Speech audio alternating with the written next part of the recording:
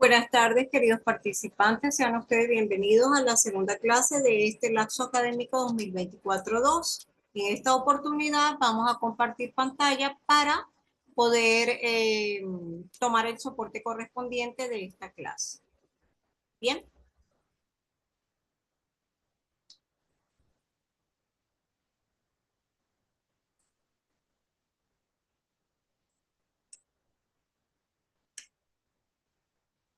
Ya vamos a ir tomando el soporte, ¿verdad? Esperemos un poco. Sí, bueno, por acá me veo. Ya estamos acá vamos a proceder a tomar el soporte correspondiente. Bien. Ajá, bueno, vamos a ver.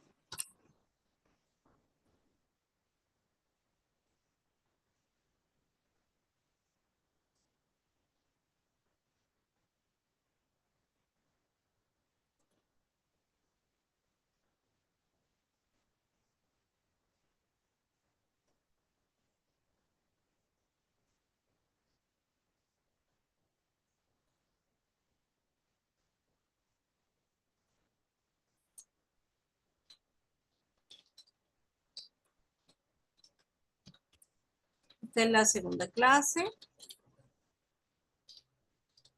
Hoy vamos a ver en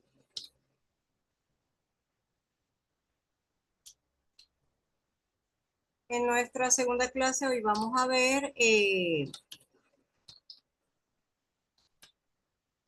la unidad, vamos a darle entrada a la unidad 2. ¿Ok?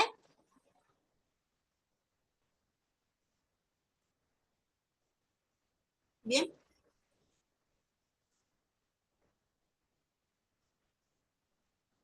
Ya creo que se salvó y entonces vamos a salir de acá.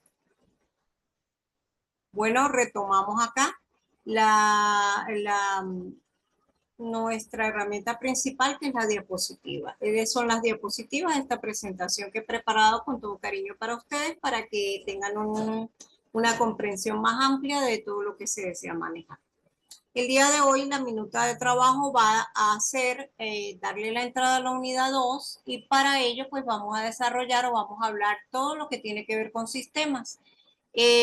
Vamos a comenzar a través de los ejemplos, luego ir conceptualizando a los sistemas, hablando un poquito de sus características, también de diferentes criterios de clasificación, cuál es el objetivo, la importancia de por qué se estudia un sistema, cómo se puede medir la eficiencia de un sistema y por último, en líneas generales, vamos a hablar de las etapas del ciclo de vida de un sistema, así como de las áreas de aplicación. Y por último, hacemos como un apartado en donde vamos a hablar de una clasificación de los sistemas en la parte de informática. Bueno,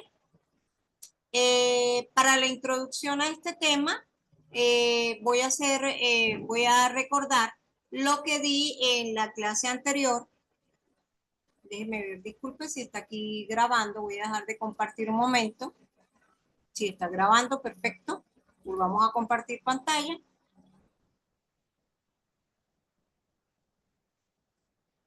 Ajá, les comentaba que vamos a hablar un poquito de la clase anterior. En la clase anterior me destiné a hablar del origen de la teoría de sistemas, de que surgió porque se quería visualizar la resolución de los problemas o de las situaciones de una manera estructurada y con un aporte holístico y sistemático. Y que, bueno, el padre de la teoría general de sistemas es considerado el biólogo Bertalanffy, que dejó una contribución grande. En este caso, él aplicó el pensamiento sistémico y para él la teoría general de sistemas se constituyó en una forma sistemática y científica de ver la realidad y al mismo tiempo para él fue una orientación hacia una práctica estimulante para que las situaciones que se estudiaban fueran planteadas desde diferentes ópticas por las diferentes ramas del saber, es decir, a nivel interdisciplinar. Como tal, la teoría, al al ser él el padre de la teoría general de sistemas y haber elaborado en esta parte durante la década de los 50 hasta los 68, eso implica que la teoría general de sistemas surgió en el siglo XX. Y pues por supuesto que nació justamente en la biología, en el campo de la biología, porque el señor Berthollet era biólogo. También hablé ese día de algunos objetivos específicos de la teoría general del sistema que constituían o que eran caracterizar a las situaciones y llevarlas a comportamiento, identificarlas con comportamientos de manera sistémica, sistemática, estructurada, a su vez que se desarrollaran un conjunto de leyes y vocabulario, el cual fuera manejado por diferentes ramas del saber, para por último expresar esas leyes a través de las variables que regían a los fenómenos que se estudiaban mediante formulaciones matemáticas. Eso fue básicamente lo que se habló. También se habló de la contribución de otros precursores como Apkoff, el doctor Beer, Shetland también, y el señor Sengel, que al estudiar su maestría de economía dejó un precedente acerca de diferentes disciplinas o diferentes maneras de estudiar cómo se aprendía en una empresa. El aprendizaje, ¿de qué dependía? Entonces, dentro de él habló del dominio personal, del pensamiento sistémico, de la manera como cada persona realizaba o visualizaba las cosas, de su trabajo en equipo, y eso fue una contribución también a las teorías generales de sistemas. Por último, parte de lo que hablé en esa, que se va a hablar también en esta diapositiva, fue que un científico, Boulding, estableció una jerarquía de sistemas y fundamentada en cómo él veía el universo. Básicamente, Boulding habló de 9 niveles que iban desde los sistemas estáticos, pasaban por los dinámicos hasta llegar a los sistemas trascendentales que equivalen al Dios, a la divinidad, a aquella energía que nos envuelve a todos. Y en este caso, en el nivel 7 se encuentra el ser humano, en el nivel 6 y 5 se encuentran animales y plantas, y en el nivel 8 podemos encontrar a la sociedad y a las empresas. Todo esto fue lo que se habló en la primera clase. Entonces, como vemos que la teoría general de sistemas estudia los sistemas en general desde una perspectiva interdisciplinaria, lógicamente es necesario que nosotros sepamos que es un sistema. Entonces vamos a avanzar a la segunda diapositiva. En esta segunda diapositiva les he dejado un esquema general de lo que es un sistema. Y bueno, básicamente tenemos entrada, E de entrada, P de proceso y S de salida. Les voy a dar diferentes ejemplos de lo que es un sistema. Aquí tenemos un computador. El computador tiene diferentes elementos o partes que se interconectan para lograr un fin común. En este caso, el fin del computador es procesar datos y llevarlos a información. Si nosotros estamos hablando de nosotros como individuos, somos un sistema, pero dentro de nosotros tenemos subsistemas. Tenemos varios subsistemas, aquí podemos apreciar diversos de ellos. Fíjense que aquí tenemos el sistema, el aparato digestivo, y por acá tenemos el sistema óseo, pero a la vez tenemos el sistema nervioso, el sistema circulatorio. Y en el caso del sistema circulatorio, su objetivo es llevar la sangre a cada una de las partes del cuerpo a través de el flujo de ella por medio de conductos que son arterias y venas, y por supuesto por el movimiento del corazón en sístole y diástole, sístole y diástole. En el aparato digestivo, procesar los alimentos que se convierten en polvo alimenticio, y en el intestino delgado, pues sencillamente se absorben los pelos que tenemos en el intestino delgado, que son llamados pelos absorbentes, absorben todos esos nutrientes para llevarlos al torrente sanguíneo. Por acá tenemos la planta, tenemos un árbol. Bueno, el árbol tiene por entradas todos los nutrientes que están en el suelo, que entran por las raíces, van a los tallos, pasan por y llegan hasta las hojas. En este caso, porque este árbol nada más tiene hojas. Si el agua que se le riega también forma parte de esos alimentos o de esas entradas que él recibe. Las salidas serían, como se ve por aquí, el oxígeno que expulsa al medio ambiente y como entrada también tenemos en la fase luminosa el dióxido de carbono. Entonces, a raíz de toda esta explicación de los diferentes ejemplos de lo que es un sistema, perdón, antes de definirlo voy a agregar, ustedes y yo pertenecemos a un sistema. Este sistema se llama Instituto Politécnico Santiago Mariño, el cual tiene varias ampliaciones o extensiones. Ustedes en la ampliación que corresponda y yo acá en la ampliación de Mérida. Sin embargo, todas las extensiones que están a nivel nacional pertenecen a el Instituto Universitario Politécnico Santiago Mariño, cuyo eje central se encuentra en Caracas. ¿Qué pasa con ese tipo de sistema? Es un sistema que tiene que ver con la parte educativa, pero ese sistema está inmerso en otro más grande que es el sistema educativo venezolano. Entonces, ya dados todos estos ejemplos de sistemas, ahora sí vamos a definirlo. Podemos ver el sistema como la unión e interrelación de elementos que interactúan para lograr un objetivo o un fin común. Eso es el concepto de sistema. Y no sé si tienen alguna pregunta, desean que les repita algo. ¿No hay dudas? Maravilloso. Voy a seguir acá. Y ya aquí entonces me voy a permitir, que ya lo hablé, pero hablar de las características de un sistema. Ya hablábamos de que forma parte de otro sistema que pudiera llamarse super o suprasistema. Con el ejemplo que les di del instituto, nosotros individuales somos sistemas porque somos individuos. Unidos pertenecemos al Instituto Politécnico, sería otro sistema un poco más grande. Entonces nosotros somos subsistemas del sistema Instituto Universitario Politécnico Santiago Mariño. Y cuando hablamos de supersistema es porque el instituto pertenece al sistema educativo venezolano. En cuanto a los límites o fronteras, bueno, alrededor del Instituto Politécnico Santiago Mariño existen otras instituciones educativas que prestan sus servicios a nivel superior, en el caso o a nivel público.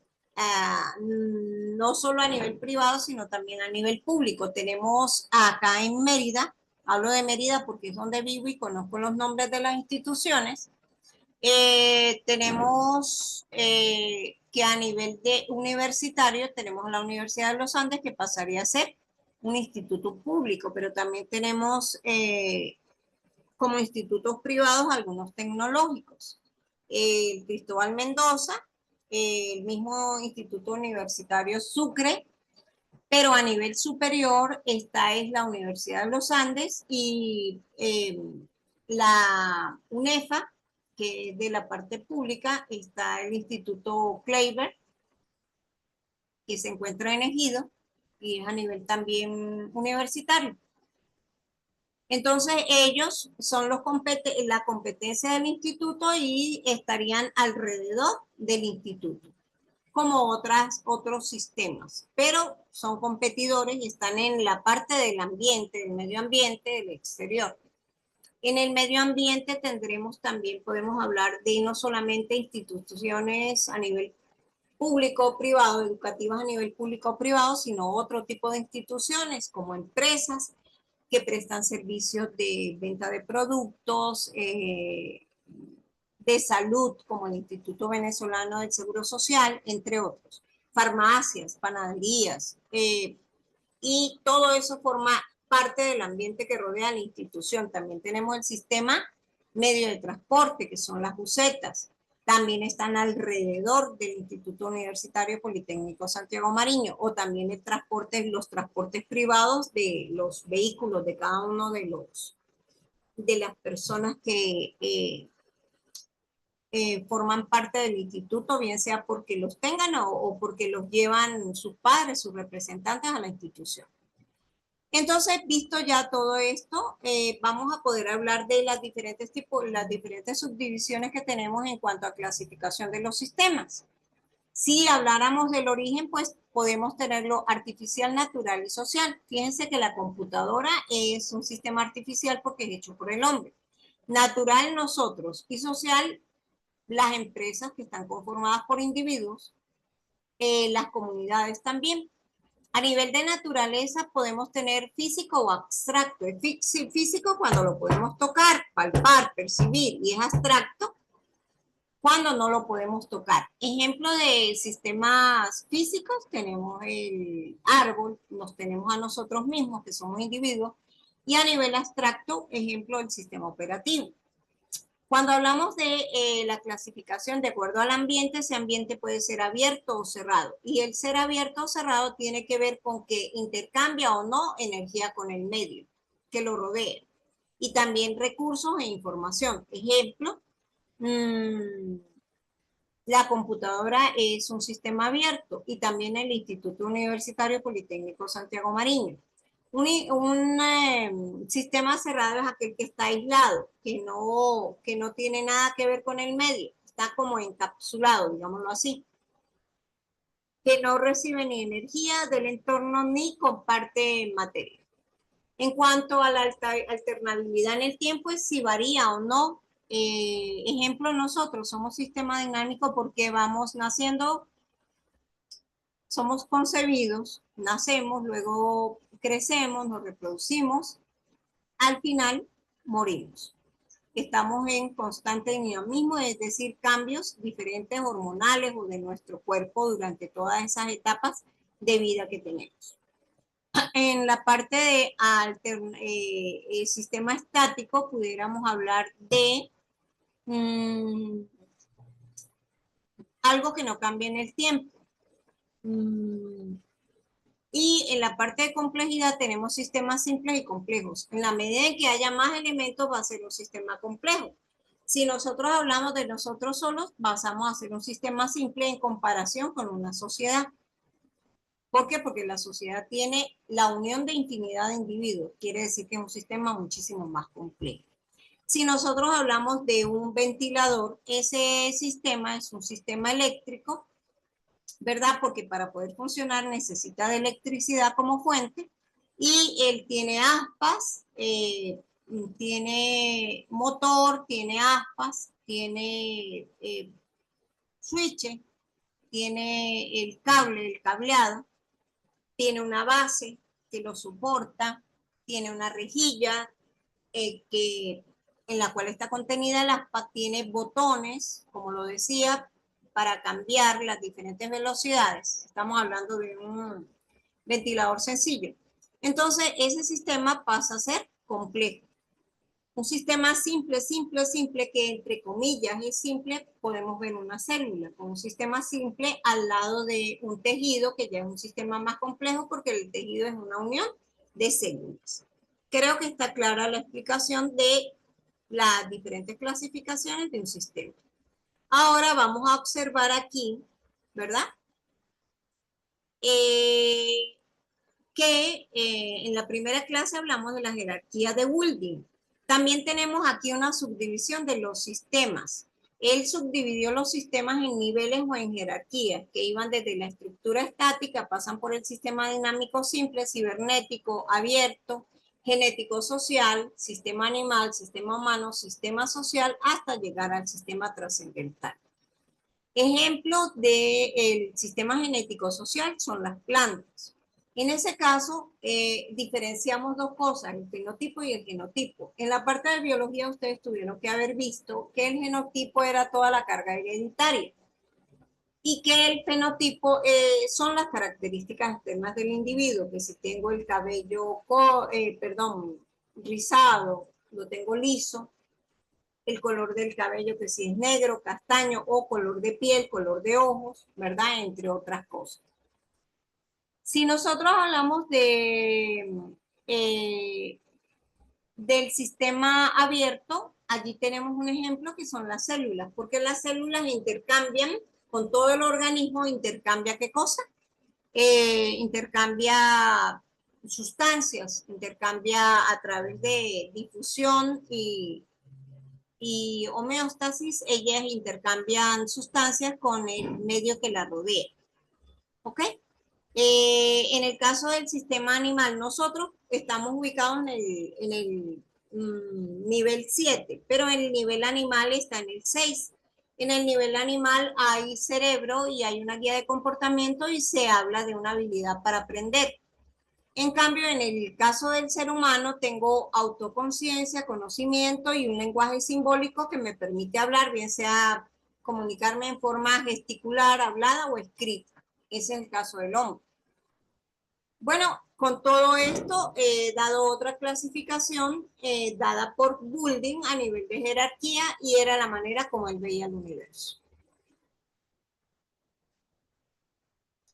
Entonces, aquí es bueno preguntarnos, en un sistema sabemos muy bien que tiene que haber un objetivo, pero también nos interesa, pero ¿y para qué estudiamos un sistema?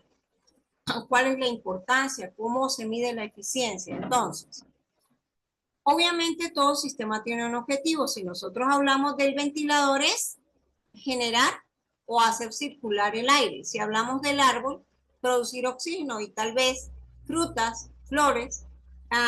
Si hablamos del sistema SAIA, servir de comunicador entre prestar un servicio de enseñanza-aprendizaje online, el cual permite tener comunicado al estudiante con la institución a través también de el recurso profesional, de los profesores.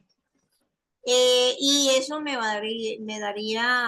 redundaría en una formación para la excelencia, que es para lo cual ustedes están estudiando para graduarse como profesionales de manera excelente.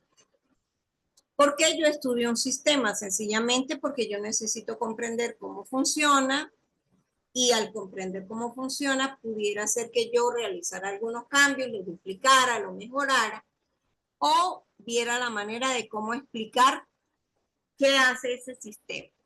En cuanto a su importancia, la intención es que el sistema llegue al resultado final, es decir, para el cual fue creado, cumpla el objetivo de una manera efectiva y se pueda alcanzar eh, sus objetivos, sus metas.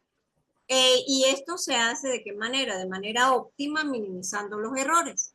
En cuanto a la eficiencia, nosotros podemos medir, hay indicadores de eficiencia, podemos medir la eficiencia de un sistema. Yo comentaba en otra sección, daba el ejemplo del sistema económico, de la economía a nivel de Venezuela. Nosotros pudiéramos medir la parte económica en Venezuela. Hay diferentes índices, hablamos de la inflación, hablamos del Producto Interno Bruto, hablamos también del ingreso per cápita, también pudiéramos hablar de la natalidad, la mortalidad, pero cuando estamos hablando solamente de la parte económica, me centro en inflación y en valor del bolívar y también en la valoración o devaluación del mismo. Allí pudiera yo medir la eficiencia del bolívar. Y eso se hace a través de datos que se van obteniendo, como por ejemplo el valor del dólar a medida que va pasando, porque nosotros estamos en un sistema que, entre comillas, dependemos, nuestra moneda es el bolívar, pero dependemos del valor del dólar. Bueno, vamos a proseguir con otra parte para ir ya casi terminando la exposición que estoy dando el día de hoy, y hablo de, en líneas generales, cuáles son las etapas del ciclo de vida de un sistema. Para yo poder hablar de la vida de un sistema, primero, antes de crearlo, necesito identificar qué necesidades hay y cuáles son los requisitos. ¿Cuáles son los requisitos que tengo que tener para poder diseñar y desarrollar ese sistema y posteriormente implementarlo y ponerlo en marcha. Una vez puesto en marcha e implementarlo, pues yo necesito ver cómo funciona y darle mantenimiento. Si se presentan cambios y yo puedo modificar el sistema para que se ajuste a esos cambios, el sistema seguirá viviendo y si no, hay que desactivarlo. Esas son las fases principales o las etapas del ciclo de vida de un sistema. Son 5 en general. Creo que está claro. No sé si tienen alguna pregunta. Con todo gusto les contesto, les respondo. Creo que no hay preguntas. Pasamos a la siguiente diapositiva. Aquí en esta diapositiva me destiné a hablar de las áreas que emplean las teorías generales de sistemas. Hay muchísimas áreas, prácticamente que todas las ciencias del saber la utilizan, ¿sí? ¿Y para qué la utilizan? Pues para abordar solución de problemas específicos o para complementar sus propios conceptos. Es decir, que la teoría general de sistemas les proporciona principios que son generales, por eso se habla de isomorfismo y de interdisciplinariedad cuando estamos hablando de teoría general de sistemas. Les doy un ejemplo en la parte de cibernética. Un estudioso realizó estudios en donde habló de la parte de la retroalimentación para un sistema como un medio para mejorar o para control de calidad. Entonces, él se llamaba Weiner y en el año 1940 hizo su contribución. Eso es como un ejemplo de lo que ha sido el avance de la teoría general de sistemas en el tiempo y que han sido diferentes las personas que han contribuido a él. Voy a pasar a la última diapositiva con la intención de dejarles otro tipo de subdivisión que tiene que ver con la subdivisión de los sistemas en informática. Aquí tengo básicamente, tomé 6, tengo sistemas operativos, creo que ustedes conocen muchos, Windows, Linux, ¿verdad? Con sus diferentes versiones, hay muchísimos otros. Los sistemas expertos que tienen que ver, muchos de ellos con la inteligencia artificial. Sistema informático, pudiéramos hablar de la biblioteca como sistema informático. En las de aplicación o software, pues tenemos los diferentes programas. En la arquitectura de sistemas tenemos la arquitectura von Neumann, que es característica del computador desde los años 1945, donde este señor Neumann ideó que el computador tuviera almacenado un programa en memoria. Y bueno, la computadora también es un sistema, como ya lo había dicho anteriormente. Hay muchos otros tipos de sistemas. Bueno, he desarrollado la minuta de trabajo de manera excelente porque he cumplido con todo el desarrollo de esta actividad. No me queda más que invitarlos a la próxima reunión, que probablemente será entre martes y miércoles de la próxima semana, e invitarlos a estudiar, a consultar los videos. Aquellas personas que no han ingresado a las clases, por favor estudien los videos. Sin más, que también recordarles que las actividades de este primer corte son interactivas usando la herramienta H5P y por eso las tendrán visibles porque ya están allí en el aula. Sin embargo, no visibles para ustedes porque sencillamente las hacen en muy corto tiempo. Y nada más no por eso, sino siguiendo las indicaciones de la Dirección Nacional, porque por motivos de ralentización de las inscripciones y para evitar que queden personas por fuera en cuanto a sus evaluaciones, a final de esta cuarta semana, es decir, del día 19 al 20, se hará la primera actividad, se evaluará, que consiste de un video interactivo. Y la siguiente será a los 8 días, para más o menos el día 26, 27, estará activa entre el 26 y 27 y consiste de una presentación que contiene la temática de las unidades 1 y 2 y allí tendrán preguntas de verdadero y falso, de arrastrar y soltar palabras, de completar, entre otras cosas, de identificar imágenes y posiciones de cosas. Bueno, eh, creo que esta es la información que tenía que darles. Que terminen de pasar una feliz tarde este día domingo. Bueno, y los invito cordialmente a la próxima reunión. Que estemos todos muy bien. Feliz inicio de semana. Hasta pronto.